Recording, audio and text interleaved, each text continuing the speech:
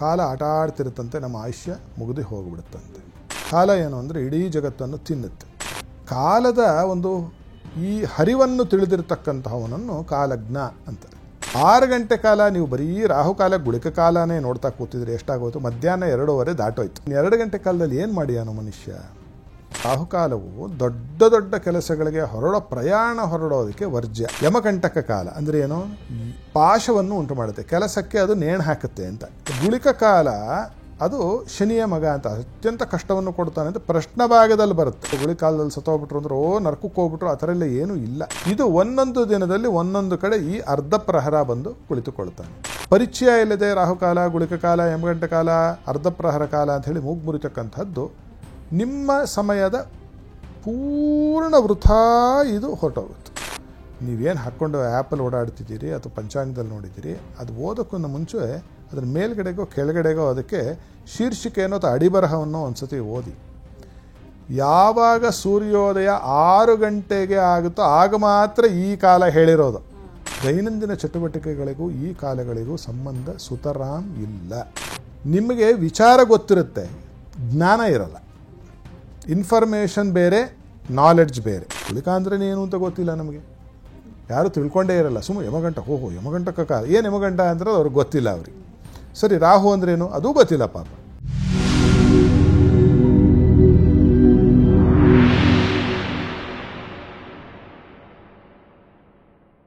ನಮಸ್ಕಾರ ವೀಕ್ಷಕರೇ, ಟಿವಿ ವಿಕ್ರಮ ಹಂಸಧ್ವನಿ ಕಾರ್ಯಕ್ರಮಕ್ಕೆ ಸ್ವಾಗತ. ನಾನು ಶ್ವೇತಾ. ಯೋಗ ಸೂತ್ರ ಮತ್ತು ಆಧ್ಯಾತ್ಮಿಕತೆಯ ಅರ್ಥಪೂರ್ಣ ವಿಚಾರಗಳನ್ನು ತಿಳಿಸುವಂತಹ ವೇದಿಕೆ ಹಂಸಧ್ವನಿ ಕಾರ್ಯಕ್ರಮ. ಈ ಕಾರ್ಯಕ್ರಮದಲ್ಲಿ ಎಂದಿನಂತೆ ತಮ್ಮ ಹೊಸ ಚಿಂತನೆಗಳಿಂದ ಚೈತನ್ಯ ಮೂಡಿಸುತ್ತಿರುವ ತತ್ವಜ್ಞಾನಿಗಳು, ಧರ್ಮಶಾಸ್ತ್ರ ಪಾರಗತರು, ವೇದಶಾಸ್ತ್ರ ಪರಿಣಿತರು ಆಗಿರುವಂತಹ ಹಂಸಶ್ರೀ ಸವಿತೃ ಶರ್ಮಾ ಗುರೂಜಿ ಇದ್ದಾರೆ.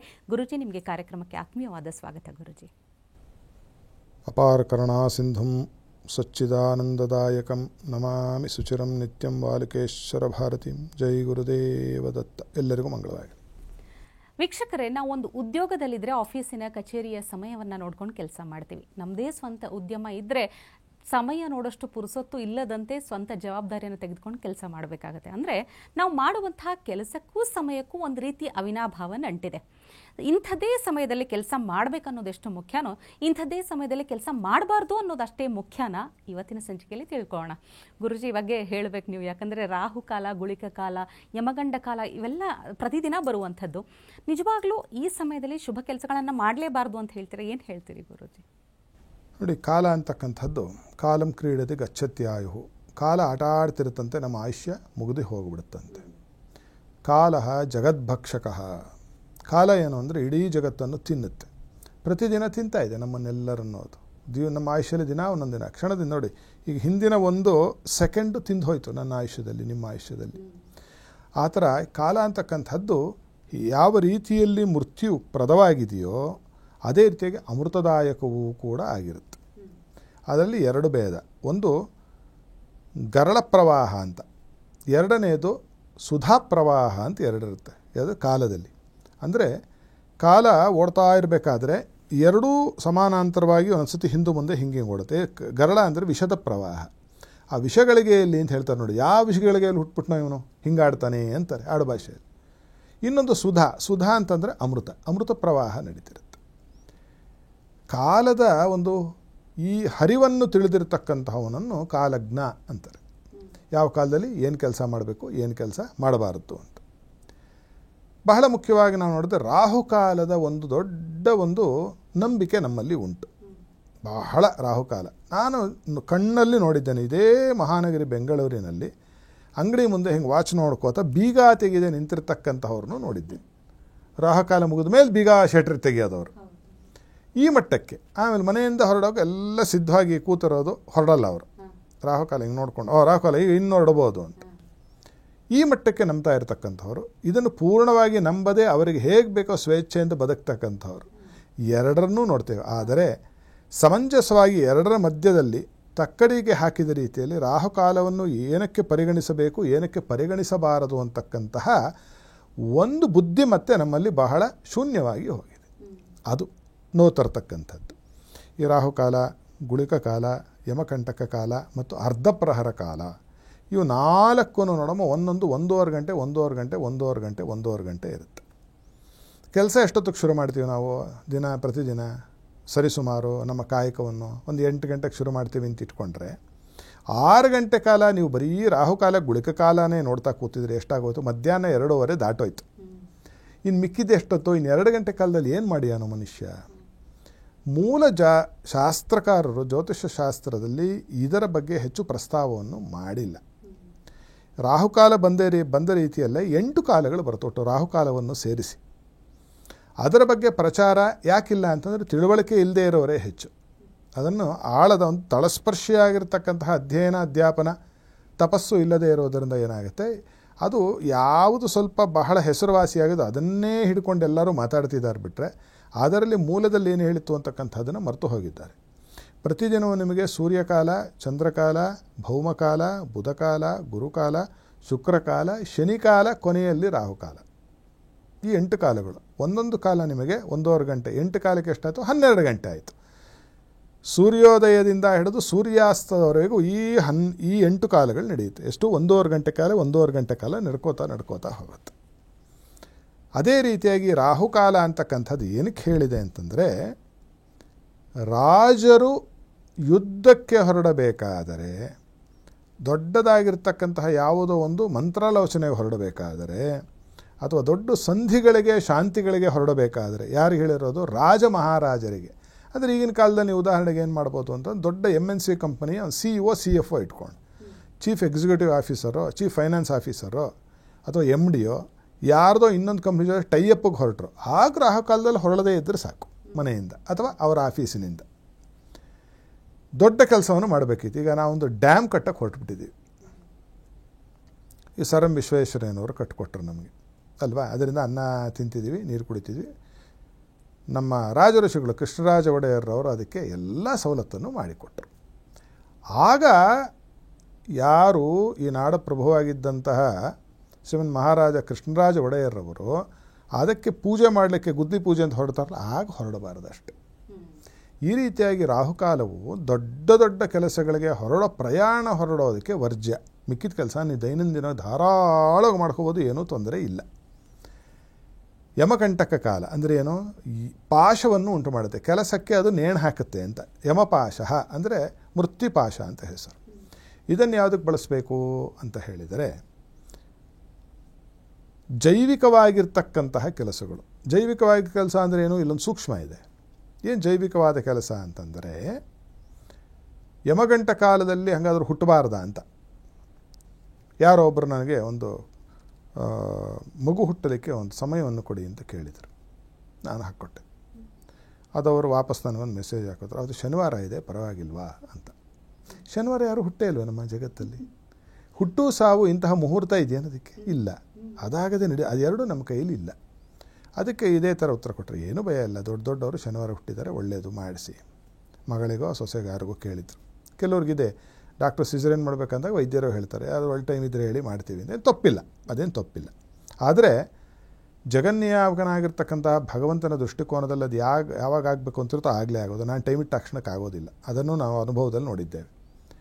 ಆಮೇಲೆ ತಿರುಗಿ ದಿನ ಇನ್ನೊಂದು ವಿಚಾರ ಕೇಳಿದ್ರು, ಅವತ್ತು ಯಮಗಂಟ ಕಾಲ ಇದೆಯಲ್ಲ ಅಂತ. ಇಷ್ಟು ತಲೆ ಕೆಡಿಸಿಕೊಳ್ಳುವ ಅವಶ್ಯಕತೆ ಇಲ್ಲ. ಯಮಗಂಟ ಕಾಲದಲ್ಲಿ ಹುಟ್ಟಬಾರ್ದು, ಅರ್ಧ ಪ್ರಹರದಲ್ಲಿ ಹುಟ್ಟಬಾರ್ದು, ರಾಹುಕಾಲದಲ್ಲಿ ಹುಟ್ಟಬಾರ್ದು ಅಂತ ಎಲ್ಲೂ ಶಾಸ್ತ್ರದಲ್ಲಿದ್ದ. ಇದು ಮುಹೂರ್ತಕ್ಕೆ ಮಾತ್ರ ಹೇಳಿರೋದು, ದೊಡ್ಡ ದೊಡ್ಡ ಮಹತ್ ಕಾರ್ಯಗಳಿಗೆ ಹೇಳಿರೋದು. ರಾಹುಕಾಲದಲ್ಲಿ ವಿವಾಹ ಮತ್ತು ಗೃಹಪ್ರವೇಶ ಮತ್ತು ಉಪನಯನಾದಿಗಳು ನಾನೇ ಇಟ್ಟಿದ್ದೀನಿ. ಅವರು ಬಹಳ ಚೆನ್ನಾಗಿ ನಿಕ್ಷೇಪದಿಂದ ಅಲ್ಲಿ ನಿಕ್ಷಿಪ್ತರಾಗಿದ್ದಾರೆ. ಅವರವರ ಮನೆಯಲ್ಲಿ, ಅವರವರ ಸಂಸಾರದಲ್ಲಿ ಅದ್ಭುತವಾಗಿದ್ದಾರೆ. ಅಲ್ಲಿ ಹೇಳಿಲ್ಲ ಶಾಸ್ತ್ರದಲ್ಲಿ ಅಲ್ಲಿ ಇಡಬೇಡ ಅಂತ. ಎಷ್ಟೋ ಜನ ಈ ಥರದ ಒಂದು ಪರಿಕಲ್ಪನೆಯಿಂದ ಏನು ಮಾಡ್ತಿದ್ದಾರೆ ಅಂದರೆ ಸಮಯವನ್ನು ವೃಥಾ ಮಾಡ್ಕೋತಾ ಇದ್ದಾರೆ ಅಂತ ಹೇಳಬೇಕು. ಮೂರನೆಯದ್ದು ಯಾವುದೋ? ಗುಳಿಕ ಕಾಲ. ಗುಳಿಕ ಕಾಲ ಅದು ಶನಿಯ ಮಗ ಅಂತ, ಅತ್ಯಂತ ಕಷ್ಟವನ್ನು ಕೊಡ್ತಾನೆ ಅಂತ ಪ್ರಶ್ನ ಭಾಗದಲ್ಲಿ ಬರುತ್ತೆ. ಪ್ರಶ್ನಶಾಸ್ತ್ರದಲ್ಲಿ ಕೆಲವು ದೋಷಗಳನ್ನು ನೋಡೋಕ್ಕೆ ಗುಳಿಕ ಮತ್ತು ಮಾಂದಿ ಅಂತಕ್ಕಂಥದ್ದನ್ನು ಪರಿಗ್ರಹ ಮಾಡಿದ್ದಾರೆ ಶಾಸ್ತ್ರಕಾರರು. ಬಿಟ್ಟರೆ ಗುಳಿಕ ಕಾಲದಲ್ಲೂ ಅಷ್ಟೇ ಬಹಳ ಪ್ರಮುಖವಾಗಿರೋ ಕೆಲಸ. ನೀವು ಜನನ ಅಥವಾ ಯಾರೋ ಗುಳಿಕಾಲದಲ್ಲಿ ಸತ್ತೋಗ್ಬಿಟ್ರು ಅಂದ್ರೆ ನರಕಕ್ಕೆ ಹೋಗ್ಬಿಟ್ರು, ಆ ಥರ ಎಲ್ಲ ಏನೂ ಇಲ್ಲ ಶಾಸ್ತ್ರದಲ್ಲಿ ಎಲ್ಲೂ ಉಕ್ತಿ. ನಮ್ಮ ಊಹಪ ಗುಳಿಕ ಅಂದ್ರೆ ಏನು ಅಂತ ಗೊತ್ತಿಲ್ಲ ನಮಗೆ, ಯಾರೂ ತಿಳ್ಕೊಂಡೇ ಇರಲ್ಲ. ಸುಮ್ಮನೆ ಯಮಗಂಟ ಯಮಗಂಟಕ್ಕೆ ಕಾಲ ಏನು ಯಮಗಂಟ ಅಂದ್ರೆ ಅವ್ರಿಗೆ ಗೊತ್ತಿಲ್ಲ ಅವ್ರಿಗೆ.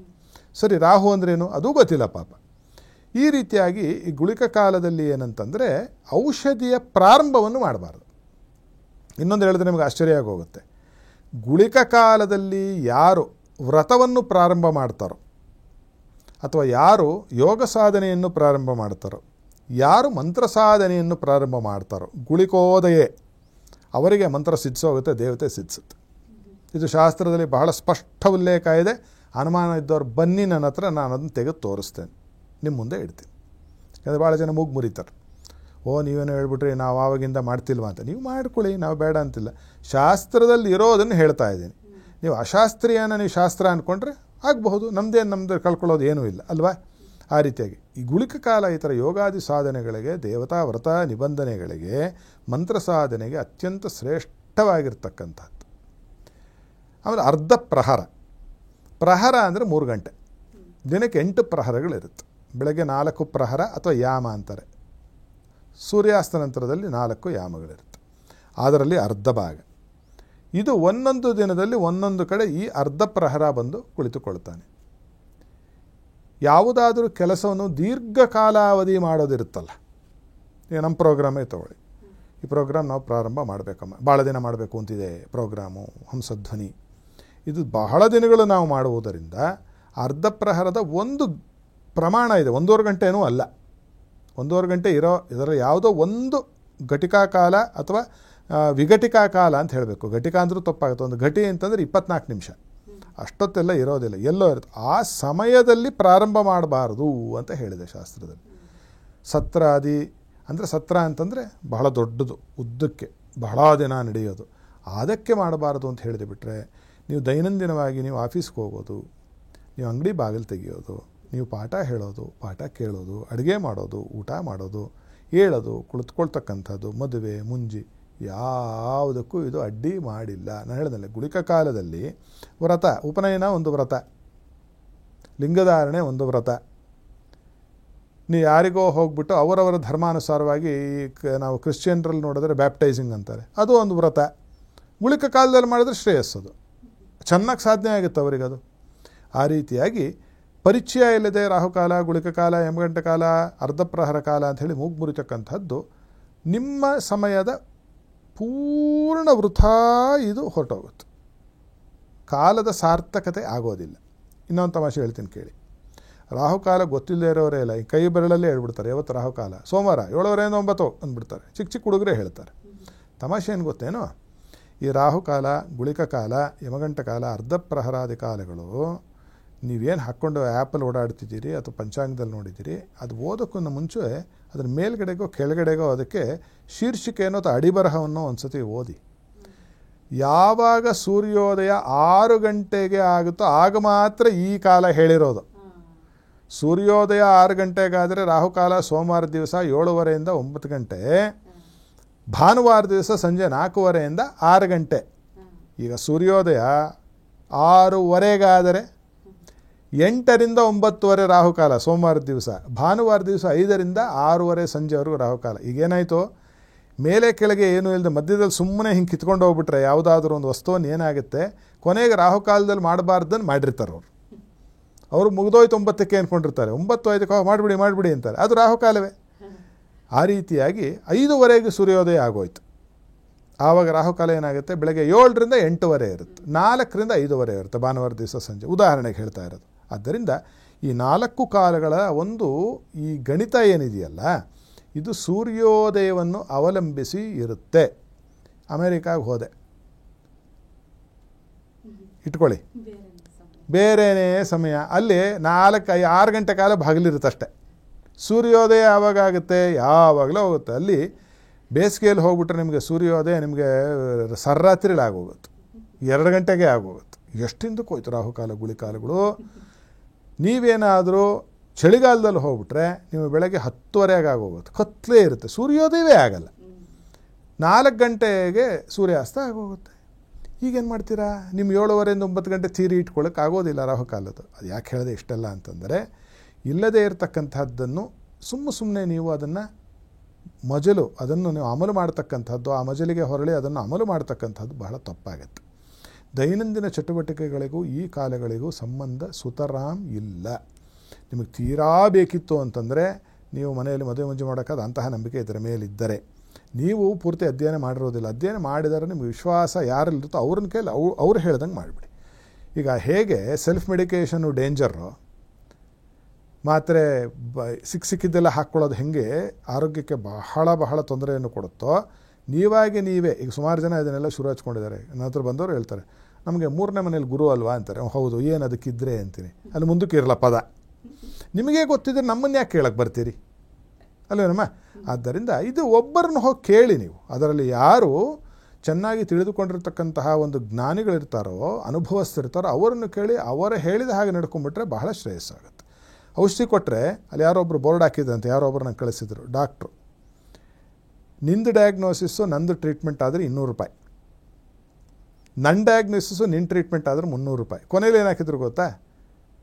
ಗೂಗಲ್ ಪ್ರಶ್ನೆಗಳಿಗೆ ಉತ್ತರಕ್ಕೆ 500 ರೂಪಾಯಿ. ಕೊನೆಯಲ್ಲಿ ನೀನೇ ನನ್ನ ಕೊಟ್ಟ ಮೆಡಿಕೇಷನ್ ನೀನು ಕ್ರಾಸ್ ವೆರಿಫೈ ಮಾಡಿದ್ರೆ 1000 ರೂಪಾಯಿ ಫೀಸ್ ಕೊಟ್ಟು ಹೋಗು, ಅದಕ್ಕೆ ಉತ್ತರ ಕೊಡೋಕ್ಕೆ ನಾನು ಅಂತ ಬಹಳ ಚೆನ್ನಾಗಿ ಹಾಕಿದ್ದಾರೆ. ಆ ರೀತಿಯಾಗಿ ನಿಮಗೆ ವಿಚಾರ ಗೊತ್ತಿರುತ್ತೆ, ಜ್ಞಾನ ಇರಲ್ಲ. ಇನ್ಫಾರ್ಮೇಷನ್ ಬೇರೆ, ನಾಲೆಡ್ಜ್ ಬೇರೆ. ಇದು ಎಲ್ಲರಿಗೂ ಎಲ್ಲ ಒಂದು ತಿಳುವಳಿಕೆ ಅನ್ನೋದು ಇದೊಂದು ಇದೆ. ಏನು ಬಂದುಬಿಟ್ಟಿರುತ್ತೆ, ಯಾರೋ ಒಂದು ಕಿವಿಯಲ್ಲಿ ಹೇಳ್ಬಿಟ್ಟಿರ್ತಾರೆ. ಆದರೆ ಅದರ ಬಗ್ಗೆ ನಮಗೆ ಜ್ಞಾನ ಇರೋದಿಲ್ಲ. ಜ್ಞಾನ ಅಂದರೆ ನ ಸ್ಮೃತಿ ಮಾತ್ರ ಜ್ಞಾನ. ನಿಮ್ಮ ತಲೆಯಲ್ಲಿ ದಿದ್ದಾಕ್ಷಣಕ್ಕೆ ವಿಚಾರ ತಿಳಿದಾಕ್ಷಣಕ್ಕೆ ಜ್ಞಾನ ಆಗಲ್ಲ.